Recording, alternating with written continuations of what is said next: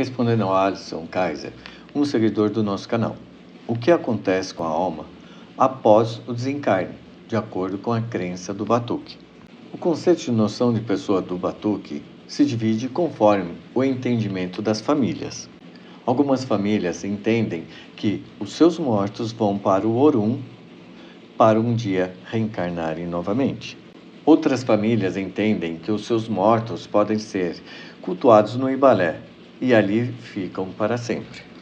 Considerações. Nós entendemos que o ancestre e o descendente, após a morte, vão para o mundo espiritual e ali permanecem até o momento que reencarnarão novamente.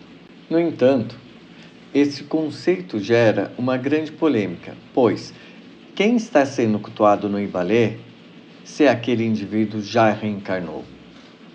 Por isso que dizemos que, após a morte daquele indivíduo, só se cultua a memória daquela existência dele, pois, após a reencarnação, determinado indivíduo não existirá mais em espírito no mundo espiritual e passará a ser um outro indivíduo numa nova encarnação. Dessa forma, com esta nova encarnação, ele será outra pessoa. E por hoje ficaremos por aqui. Continuem a enviar sugestões e dúvidas para o nosso canal. Até a próxima, pessoal.